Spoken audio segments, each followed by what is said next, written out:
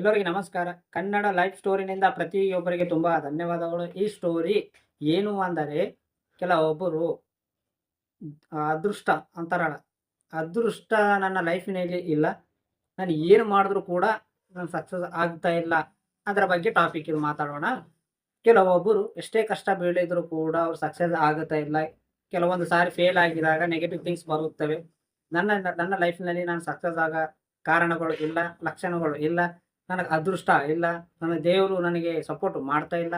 ನನ್ನನ್ನು ಯಾರು ಸಪೋರ್ಟೇ ಮಾಡ್ತಾ ಇಲ್ಲ. ಇಂಥವೆಲ್ಲ ನೆಗೆಟಿವಿಟಿ ಯಾರು ಅನ್ಕೊಂಡು ಲೈಫಿನಲ್ಲಿ ಏನೋ ಪ್ರಯತ್ನ ಮಾಡದಂಗೆ ಇದ್ದಿದ್ದವ್ರನ್ನ ಬಗ್ಗೆ ಮಾತಾಡೋಣ. ನಾನೊಂದು ಎಕ್ಸಾಂಪಲ್ ಸ್ಟೋರಿ ಹೇಳ್ತೀನಿ. ಒಬ್ಬ ವ್ಯಕ್ತಿ, ಒಬ್ಬ ತುಂಬಾ ಒಳ್ಳೆ ಹುಡುಗ, ಏನು ಕೆಟ್ಟ ಚಟ ಅನ್ನೋದೇ ಇಲ್ಲ, ಕುಡಿಯೋದು, ತಿನ್ನೋದು ಇಂಥವೆಲ್ಲ ಏನೂ ಇಲ್ಲ. No drinks, no habit, bad habit. So ಅವನು ಒಂದು 3 ವರ್ಷ ಪ್ರತಿ ತಿಂಗಳ ಸೇವಿಂಗ್ ಮಾಡ್ಕೊತಾ ಬರ್ತಾ ಇರ್ತಾನೆ. ಕೆಲವು ಹಣವನ್ನ ಪ್ರತಿ ತಿಂಗಳ ಒಂದು 3 ವರ್ಷ ಸೇವಿಂಗ್ ಮಾಡ್ಕೊತಾ ಬರುತ್ತಾನೆ. ಅವಾಗ ಸೇವಿಂಗ್ ಮಾಡ್ಕೊತಾ ಬಂದ ಅಮೌಂಟ್‌ಗಳನ್ನಿಂದ ತಾನು ಒಂದು ಕನಸು ಇಟ್ಕೋತಾನೆ. ನಾನು ಈ ಕೆಲಸ ಮಾಡಬೇಕು, ಒಂದು ಬಿಸ್ನೆಸ್ ಮಾಡಬೇಕು ಅಂತ ಬಹಳ ತುಂಬಾ ಕಷ್ಟಪಟ್ಟು ಹಣ ಸಂಪಾದನೆ ಮಾಡಿ ಪ್ರತಿ ತಿಂಗಳನ್ನು ಸೇವಿಂಗ್ ಮಾಡ್ಕೋತಾ ಒಂದು 3, 4 ಲಕ್ಷಗಳನ್ನ ಸೇವ್ ಮಾಡಿರುತ್ತಾನೆ. ಅವಾಗ ಇದೇ ಮೇನ್ ಟಾಪಿಕ್ಕು. ಅವಾಗ ಸೇವಿಂಗ್ ಮಾಡಿದ ಹಣ ಅವನು ಏನಾದರೂ ಅವನ ಕನಸನ್ನ ಇಟ್ಕೊಂಡಿದ್ದಾನೆ. ನಾನು ಈ ಕೆಲಸ ಮಾಡಬೇಕು, ಈ ಬಿಸ್ನೆಸ್ ಮಾಡಬೇಕು ಅಂತ. ಆವಾಗ ಇನ್ನ ಇನ್ನು ಸ್ಟಾರ್ಟ್ ಮಾಡಬೇಕು. ಇನ್ನೊಂದು 15, 20 ದಿನದಾಗ ಸ್ಟಾರ್ಟ್ ಮಾಡಬೇಕು ಅಂದಾಗ, ಅವಾಗ ಅವ್ರ ಮನೆಯಲ್ಲಿ ಒಂದು ಪ್ರಾಬ್ಲಮ್ ಬರುತ್ತೆ. ಹಾಸ್ಪಿಟಲ್ ಸಮಸ್ಯೆ ಆಗಲಿ, ಇಲ್ಲ ಅವ್ರು ಯಾವುದೋ ಒಂದು ನೆಗೆಟಿವ್ ಸಮಸ್ಯೆ ಬಂದಾಗ ಅವನ ಹತ್ರ ದುಡ್ಡು ಇರೋದಿಲ್ಲ. ಆ ಪ್ರಾಬ್ಲಮ್ ಸಾಲ್ವ್ ಆಗ್ಬೇಕಂದ್ರೆ ಅಷ್ಟು ಹಣ ಬೇಕು. ಅವ್ರ ಹತ್ರ ಮನಿ ಇಲ್ಲ. ಇವಾಗ ಏನು ಮಾಡುತ್ತಾನೆ, ಬೇರೆಯವ್ರ ಹತ್ರ ಬಾಕಿ ತರಬೇಕು ಅಂತಂದ್ರೆ ಅಷ್ಟು ಹಣ ಬಾಕಿ, ಇಂಟ್ರೆಸ್ಟ್ ಅನ್ನೋದು ಭಾಳ ಆಗುತ್ತೆ. ಆದರೂ ಕೂಡ ಅಷ್ಟೊಂದು ಹಣ ಅವರು ಯಾರಿಗೂ ಕೊಡುವುದಿಲ್ಲ. ಯಾಕೆಂದರೆ ಬಹಳ ಒಂದು 3, 4 ಲಕ್ಷ ಅವ್ರಿಗೆ ಬೇಕಾಗಿರುತ್ತವೆ.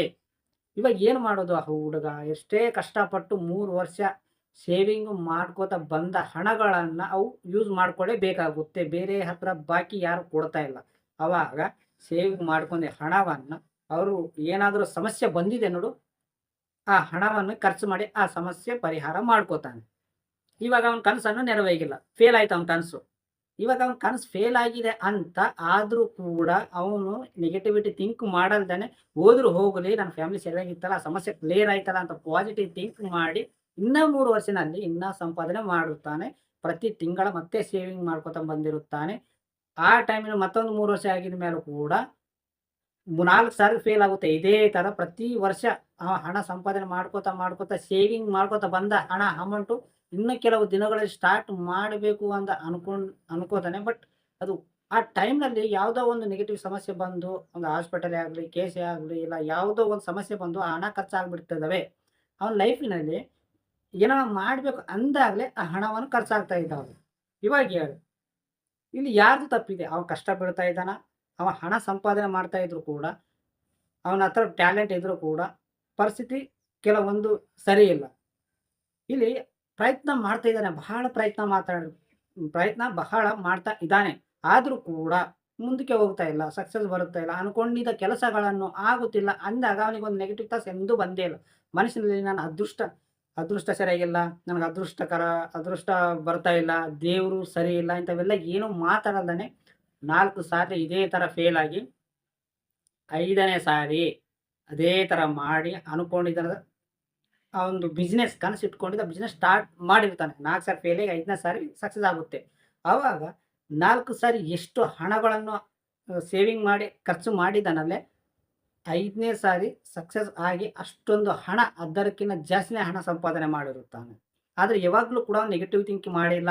ನನಗೆ ದೇವ್ರು ಸಪೋರ್ಟ್ ಮಾಡಿಲ್ಲ. ನಾನು ಸಕ್ಸಸ್ ಆಗೋ ಕಾರಣ ಅಡ್ಡ, ಇಲ್ಲ ಅವ್ರು ನಾನು ಸಪೋರ್ಟ್ ಮಾಡ್ತಾ ಇಲ್ಲ, ನನ್ನ ಅದೃಷ್ಟ ಸರಿಯಾಗಿಲ್ಲ, ನನ್ನಿಂದ ಆಗ್ತಾ ಇಲ್ಲ, ಇಂಥವೆಲ್ಲ ಏನು ಯಾರ ಬಗ್ಗೆ ಮಾತಾಡಲ್ದಂಗೆ ಅವನು ಮನಸ್ಸಿನಲ್ಲೇ ಇಟ್ಟುಕೊಂಡು, ಸೊ ಪರವಾಗಿಲ್ಲ, ಫೇಲ್ ಆಗಿದ್ವಿ ಮತ್ತೆ ಪ್ರಯತ್ನ ಮಾಡೋಣ ಅಂತ ಪ್ರಯತ್ನ ಮಾಡ್ಕೋತಾ ಬಂದು ಎಷ್ಟು ಫೇಲ್ ಆಗಿದ್ದಾನೆ, ಎಷ್ಟು ಹಣವನ್ನು ಹಾಕಿದ್ದಾನೆ. 5ನೇ ಸಾರಿ ಸಕ್ಸಸ್ ಆಗಿದ ಮೇಲೆ ಅವರು 4 ಸಾರಿ ಫೇಲ್ ಆಗಿದ ಹಣವನ್ನ ಅವನು 5ನೇ ಸಕ್ಸಸ್‌ನಲ್ಲಿ ಕೊಟ್ಟುಬಿಟ್ಟಿದೆ. ಅದಕ್ಕಿಂತ ಡಬಲ್ ಆಗಿ ಒಂದು ರಿಚ್ ಮ್ಯಾನ್ ಆಗಿದ್ದಾನೆ.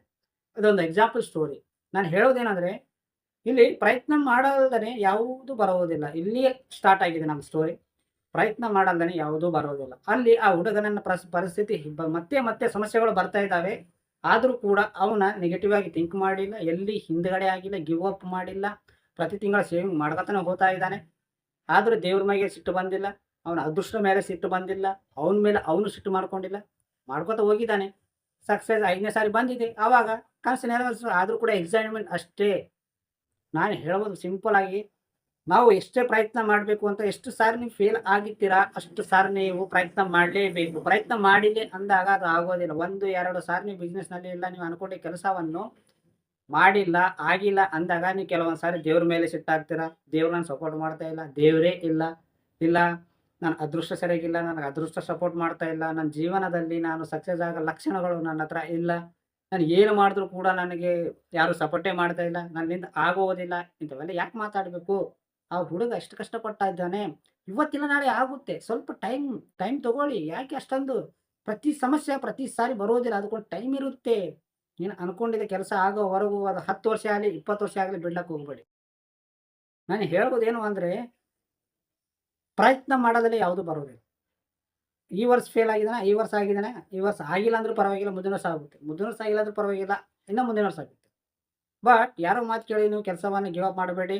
ಯಾರೋ ನಿನ್ನ ಬಗ್ಗೆ ಯಾರೋ ನಿನ್ನಿಂದ ಸಕ್ಸಸ್ ಇಲ್ಲ, ನಿನ್ನ ಲೈಫಿನಲ್ಲಿ ಸಕ್ಸಸ್ ಆಗಲ್ಲ, ಇಂಥವೆಲ್ಲ ಏನಾದರೂ ನಿನ್ನ ಮನಸ್ಸಿಗೆ ನೋವಾಗುತ್ತೋ ಥರ ಮಾತುಗಳು ಬಂದಿದ್ದರೆ ಅವ್ರ ಹತ್ರ ಇರಬೇಡಿ, ಅವ್ರ ನೆಗೆಟಿವ್ ಥಿಂಗ್ಸ್ ಕೇಳಬೇಡಿ. ನೀನು ಪ್ರಯತ್ನ ಮಾಡಲೇಬೇಕು. ನೀನು ಸಕ್ಸಸ್ ಆಗೋವರೆಗೂ ಅದನ್ನು ಬಿಡಬಾರ್ದು. ನೀನು ಸೇವಿಂಗ್ ಮಾಡ್ಕೋತ ಪ್ರತಿ ಸಾರಿ ನೀನು ಸೇವಿಂಗ್ ಮಾಡ್ಕೋತಾ ಬರಬೇಕು. ಇಲ್ಲ ನೀನು ಅನ್ಕೊಂಡಿದ್ದನ್ನು ಯಾವುದೋ ಕಷ್ಟ ಬೀಳಬೇಕು. ಆ ಥರ ನಿನ್ನ ಲೈಫ್‌ನಲ್ಲಿ ಏನೋ ಫೇಲ್ ಆಗಿದೆ, ನಿನ್ನ ಬಿಸ್ನೆಸ್ ಫೇಲ್ ಆಗಿದೆ ಅಂತ ನೀನು ಅದಕ್ಕೆ ಡಿಪ್ರೆಷನಲ್ಲಿ ಹೋಗೋದೇ ಆಗಲಿ, ಇಲ್ಲ ನೀನು ಏನಕ್ಕೆ ಪ್ರಯತ್ನ ಮಾಡಲ್ದೇ ಆಗಲಿ, ಮಾಡಿದರೆ ನಿನ್ನ ಲೈಫ್‌ನಲ್ಲಿ ಯಾವತ್ತೂ ನೀನು ಸಕ್ಸಸ್ ಆಗೋದಿಲ್ಲ. ಅರ್ಥ ಆಯ್ತಾ? ಎಷ್ಟೋ ಜನ ಪ್ರತಿಯೊಬ್ಬರು ಎಷ್ಟೋ ದೊಡ್ಡ ದೊಡ್ಡ ಬಿಸ್ನೆಸ್‌ಗಳನ್ನು ಒಂದೇ ರೀತಿ ಇರೋದಿಲ್ಲ. ಕೆಲವು ವರ್ಷಗಳು ಸಖತ್ತಾಗಿ ಕೊಡುತ್ತವೆ, ಕೆಲವೊಂದು ಲಾಸ್ಟ್ ಕೊಡುತ್ತವೆ. ಲಾಸ್ಟ್ ಆಗಿದ್ದಾವೆ ಅಂತ ಯಾರೂ ಆ ಬಿಸ್ನೆಸ್ ಮಾಡೋದು ಬಿಡ್ತಾ ಇಲ್ಲ. ಆ ಪ್ರಯತ್ನ ಅಂತೂ ಇದ್ದೇ ಇರುತ್ತೆ. ಕೆಲವೊಂದು ಅಡ್ಜಸ್ಟ್ ಮಾಡ್ಕೊಳ್ಳೇಬೇಕಾಗುತ್ತೆ. ಜೀವನದಲ್ಲಿ ಎಲ್ಲನೂ ಅನ್ಕೊಂಡಂಗೆ ಇರಲ್ಲ. ಒಂದು ವರ್ಷ ಸಕ್ಸಸ್ ಇರುತ್ತೆ, ಒಂದು ವರ್ಷ ಫೇಲ್ ಇರುತ್ತೆ, ಒಂದು ವರ್ಷ ಬಹಳ ಇನ್ಕಮ್ ಇರುತ್ತೆ, ಒಂದು ವರ್ಷ ಬಹಳ ಕಡಿಮೆ ಇರುತ್ತೆ. ಕೆಲವೊಂದು ಪರಿಸ್ಥಿತಿವನ್ನು ಬರುತ್ತವೆ. ಹಾಗಂತ ನೀವು ಡಿಪ್ರೆಷನ್ನಲ್ಲಿ ಹೋಗೋದೇ ಆಗಲಿ, ಅನ್ಕೊಂಡಿದ್ದ ಕೆಲಸವನ್ನು ಬಿಡಕ್ಕೆ ಹೋಗೋದಾಗಲಿ, ಇಂಥವೆಲ್ಲ ಮಾಡಕ್ಕೆ ಹೋಗ್ಬೇಡಿ. ಆ